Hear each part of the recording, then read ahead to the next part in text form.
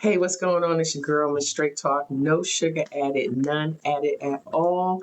And I am back with another video on the 16 video series I'm doing on Who's Your Baggage? Releasing the Dead Weight. So I don't know if you had an opportunity to watch any of the other videos, so go back and check them out because I'm sure you can find some kind of nugget in there to kind of help you navigate through what it is that you need to navigate through. We got to get this stuff off of us. We have got to live our best life, and there is progress out there to be made. There's purpose out there to be fulfilled, but it can't be done if we're weighed down with stuff that doesn't serve us. And so today I am talking about procrastination. Now, this video might be a little bit longer than the others because I'm going to be real transparent with y'all. Procrastination and I have become very good friends over the course of my life. Over the course of my 58 years, procrastination and I have become very good friends because sometimes I just don't want to do it. Sometimes I do it because I think it's hard. Sometimes I don't do it because I feel like I'm going to fail. Sometimes I don't do it because of what I think other people will think of me. And so I don't know if you can relate to some of those things that I said. Now I'm being transparent. Now I need you to put something in the comments being transparent about your procrastination. So procrastination at the core is really just putting off doing something to do something less important. Like I said, we just don't feel like it, or it's going to take too much time, or we think that we have time. That's usually the biggest one. A lot of times we put things off because we feel like we have more time. And I have learned over the years, I have gotten better. I'm going to admit, even at the recording of this video, I still procrastinate, but I have actually decided to be more intentional about what I plan to do. And that has helped. And so having this conversation with you, I hope that you will find some nuggets and some tools in here that can help you remove that whole thing of procrastination off of your back.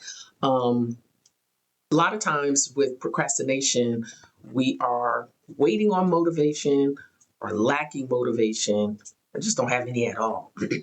Because what happens is we get into our head about whatever it is that we need to do. We start with the whole what ifs and what ain'ts and what shoulds, and we end up not getting it done. And so before we know it, so much time has passed that then we don't even think that it's important to even fulfill.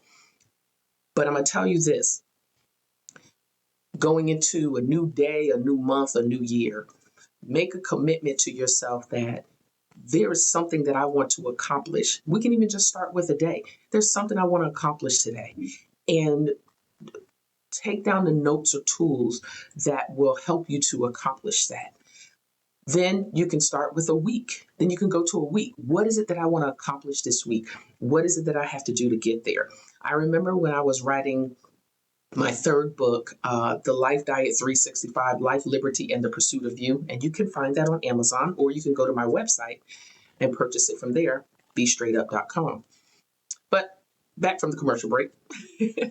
When I was writing that book, I knew that with my work schedule, still working and coming home and doing the things that I needed to do, I had to set a schedule. I had to tell myself in advance what I knew that I was going to do to get that book finished. And I knew when I wanted to complete it.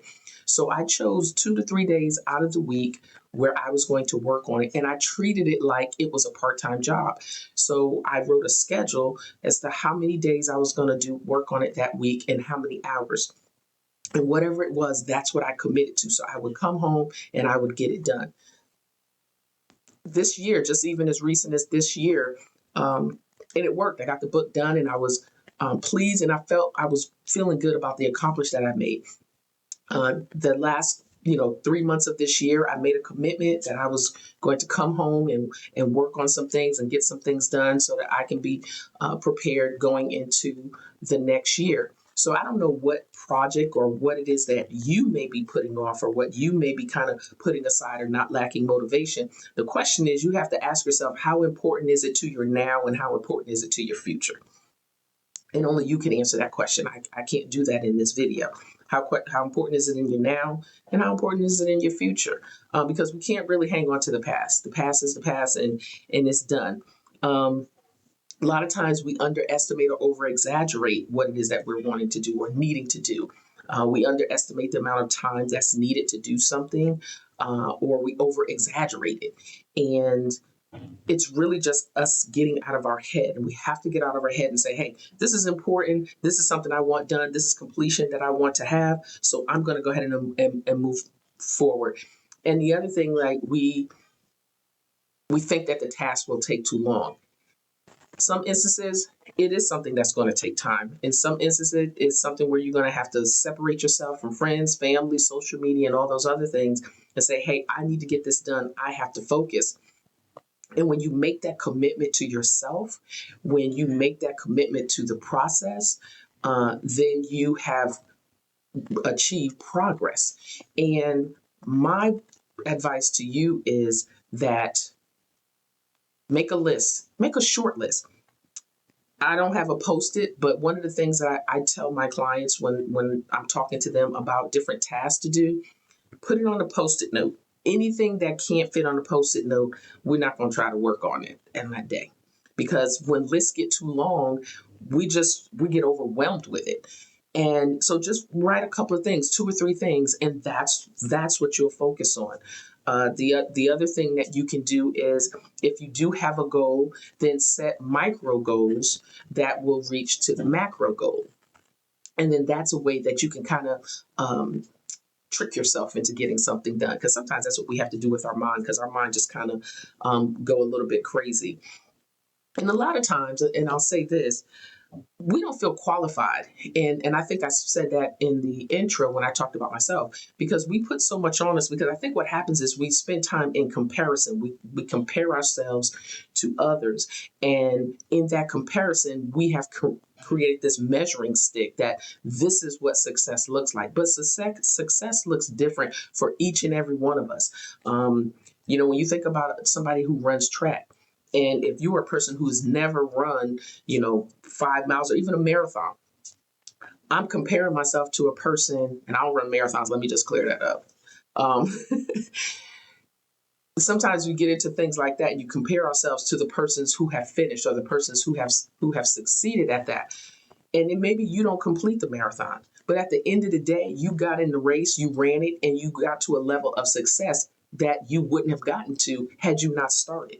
So the thing that you need to keep in mind is, at least I got started, and at least I made it to this milestone, and at least I made it to this milestone, and focus on your own level and your own measures of success. And then, like, why are you procrastinating? What is it about the task that paralyzes you? For me, it has been technology. Technology paralyzes me. If it's something I need to do and it requires technology and it requires me learning technology, it paralyzes me. But here's the thing. We are in an era where YouTube can show you how to tie your shoes the opposite way if you want to learn how to do that. So I decided that I was going to take time to find 3 to 4 different platforms that I was having problems with that I know I have to use, and watching videos and teaching myself and learning step by step.